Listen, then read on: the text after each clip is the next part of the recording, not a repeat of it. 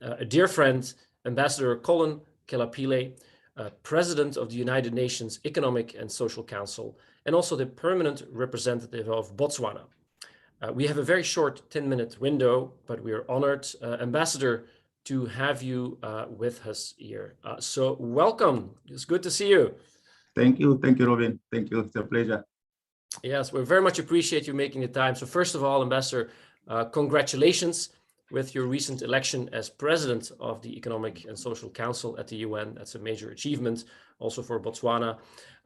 So I thought let's have a brief dialogue and maybe for the audience. So we have here over 500 of our representatives of the business community of World Trade Centers from all around the world. There's over 300 World Trade Centers in almost 100 countries. So maybe for the learning, the education of the audience. So can you tell us what is the main mandate of the Economic and Social Council, and what are your priorities as president? Thank you very much, Robin, and I really appreciate this opportunity to be able to tell you a little bit about ECOSOC in the abbreviated form. ECOSOC is one of the 6 principal organs of the United Nations. It's a peer of the UN General Assembly, the UN Security Council, the Trusteeship Council, which is still there, of course, since there are some residual issues left, the International Court of Justice as well, and of course, the Secretariat of the United Nations. So altogether, those are called the principal organs, and you can find that information in the Charter of the United Nations. ECOSOC has, unlike the General Assembly, which has 193 member states, which is the most universal representative body, ECOSOC has 54 members, which are also drawn from the geographical regions of the UN, which are 5 of those. And I occupy one of the 13 seats, which are allocated to the African region. The mandate of ECOSOC from inception since 75 years now, it's really the main organ that focuses on development. It actually, since 2015, with the adoption of the 2030 Agenda for Sustainable Development, it is the main body that is supervising the implementation of the 2030 Agenda and the 17 development goals. It really focuses on the 3 dimensions of sustainable development, which is the economic, the social, as well as the environmental. And also in doing so, it does pay attention to the promotion of fundamental human rights and also on cultural rights. So if you break down those 3 dimensions of sustainable development, I think you can imagine how much leverage and the scope of ECOSOC's mandate is so broad that with the time you've given me, I don't think I'll be able to uncover all that in this session.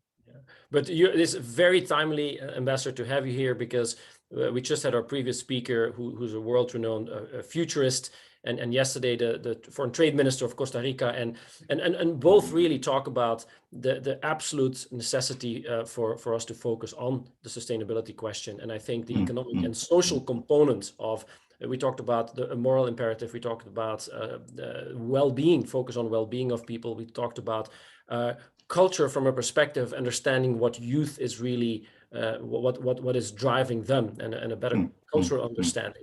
So this whole notion of making the world more livable, but also the ability, because we have a lot of the business community here with us today, is of attracting and retaining top talent, really comes down to those social and economical, sort of those the cultural questions that you just brought up. So another question would be, Africa is a key area of focus also for our global organization. We have many members in Africa, but how can our global network of World Trade Centers best engage in Africa? And I'm just thinking, how can we leverage for example, the Africa Free Continental Trade Agreement? So also you being the permanent representative of Botswana, how can companies, organizations from around the world in a sustainable manner best engage? And I know Africa is a big continent, but there's a lot of good things happening. So what are your perspectives of how businesses can best start interacting and working with Africa? Mm-hmm. No, thank you again, Robin. Just before I transition to that, let me just quickly run you through my priorities for ECOSOC. I'll just go through. Of course. So let me just say, it's all there in my statement of 23rd of July, 2021. That was the inaugural session when I accepted the presidency. So like every president does, I had to outline a broad range of priorities, and there are basically 8 of those. They are not exhaustive, but they are quite, to the point in terms of the time that we live. First of all, the swift recovery from COVID-19. You will find that I have committed to ensuring that the kind of recovery we are talking about also speaks to the core issues that are currently challenging us. The issue of equitable access to vaccines. Mm-hmm. The second one is how do we now, revive the physical space that has been eroded by COVID-19. I think our recovery is going to be very difficult, but therein I would want to still ensure that we realize we already have the very formidable and robust SDGs. The 2030 agenda was already ambitious enough when it was adopted in 2015. I think we still have an opportunity to ensure that the recovery is aligned to implementation of those goals. The third one, the issue of inequalities within and between countries. I think it has already been an issue that has challenged our countries over the years, but I think the COVID-19 really exposed the fragile social nets in our societies. We can do more, and we can use the opportunity to strengthen access to health and access to many things so that no one is left behind. The fourth one, I think the issue of how do countries that have faced challenges of conflict transition to sustainable development. We cannot allow COVID and climate change to really put even further down those countries that have already been struggling in terms of conflict. We are talking about Haiti, we are talking about the Sahel, and we are talking about South Sudan in ECOSOC. The fifth one is the science, technology, and innovation. I think the example that we have seen during the pandemic on how the education sector in particular was affected. For many of our countries, when the schools were closed, it meant literally they're closed. But those who could afford that, because they have the means in terms of technology, at least they remained virtually open. There is a need to close the digital divide between the South and the North. The sixth one, which I won't go too into details because COP26 just ended, is the climate crisis. I think we are a long way off, and we need to work harder to achieve the 1.5. That needs a lot. It needs financing for developing countries in particular. The commitments must also cover that area. The seventh issue, which actually covers your own entity and yourself, inclusivity and partnerships. I would want to ensure that we promote partnerships so that we don't limit discussions only to intergovernmental bodies. The last one, which also transitions me to Africa, is the youth. You refer to the youth, and I think when I came, also your colleague, the last speaker, was speaking about the demographics. We need to ensure that the youth are involved in what we do so that they also input in all that we do. Now, coming to our Africa. When I came in, I think the speaker was talking about the demographics, as I mentioned, talking about 8 billion people globally. I think 1 billion of those, or 1.3 billion of those, are in Africa. And I understand down the line by 2030, we're supposed to go up even further to about 1.6 billion. And even further by 2065, we are projected to go to 3 billion. So the demographics of our continent by themselves, 60 to 63% of that is the youth under the age of 25. Yeah. I think we all know the dividend that comes with investing in the youth. you put the youth together with the technological advancements, I think you can get everything going for our continent. You referred to the Africa Free Trade Agreement, the ACFTA. This is indeed for our continent a game changer if it is really implemented in the manner that really promotes intra-Africa trade. There is still a long way to go, of course, and in order to have it really fully realize its potential, the key investment areas would certainly include investing in high quality infrastructure. For Africa to trade at ease and move goods and services and people around, there needs to be high quality infrastructure in terms of the connectivity, cross-border projects. We concluded one ourselves, between ourselves and Zambia, and we're going to be also bringing in our neighbors, Zimbabwe, in the near future. There is potential, therefore, for private business in the context of partnerships to also come together with governments to invest in infrastructure in particular. The key to realizing the potential of the Africa Free Trade Agreement, which in fact came into effect January this year, lies heavily on that particular sector. But of course, African countries themselves need to work into bringing down some of the barriers. I see there's a discussion that is going on the tariffs issue.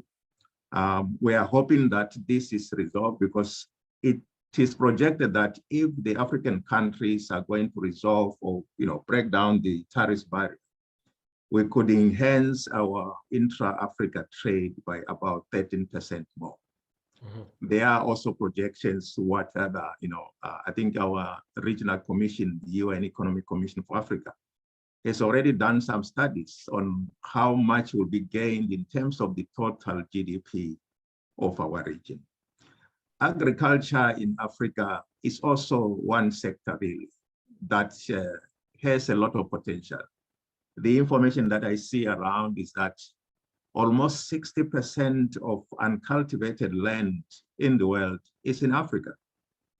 But yet that very sector is employing about a similar percentage of its population, 60%, employment rate. Yep. And it also has the great potential of contribution to the GDP of the continent, 12 to 15% roughly there in the agriculture sector. So I think that if we are to really achieve the goals that were actually amplified recently at the Food System Summit, which was convened here in September, food insecurity is real with these demographics, which are showing projected increase and growth in populations, including in Africa. I think we must enable Africa to not only feed itself, but to also be able to feed everyone else, even beyond its borders. Yep. Let's invest in agriculture. There is potential to create jobs. There is potential to also, raise the GDP of our continent. Yeah. Well, and really not leave this uncultivated land, which is about 60%, I understand, globally it's in Africa, to waste. Yeah. Well, definitely. We would not want anything go to waste, and I take your pointers on infrastructure, and agriculture ties into, of course, and the infrastructure projects are now happening also in many countries. A lot of public funding available. Agriculture leads us to the question of food security as well. So I think very important topic. So in closing, Ambassador, really thank you so much. I want to say that we can count on our support of the World Trade Centers Association for your agenda at ECOSOC. We are actually a social actor with ECOSOC, but it is you have my commitment for us to really activate that membership and count on seeing me there. I think, and this is something we'll continue to have feedback from our global membership as well, because these are very important topics. So we also, we just recently engaged someone to work for our organization, specifically focused on Africa. He's based in Johannesburg, actually. Just recently joined us a couple of weeks ago. So we're very much focused also in further expanding our footprint of World Trade Centers in Africa, because these World Trade Centers are always true beehives of economic activity, plugging their local economies into our global network. So I'm sure we're gonna have an opportunity to continue this conversation. So with that, Ambassador, thank you so much, and we will see each other hopefully soon here in New York. So thank you again. Thank you so much. Just for your information, on 2nd of February, the partnership forum is coming, which is convened by ECOSOC. That is one which I would recommend to you and your audience. It's noted, February 2nd. February 2nd. Thank you so much. Thank you, Robin. Thank you so much. Bye-bye. Thank you. Okay, bye.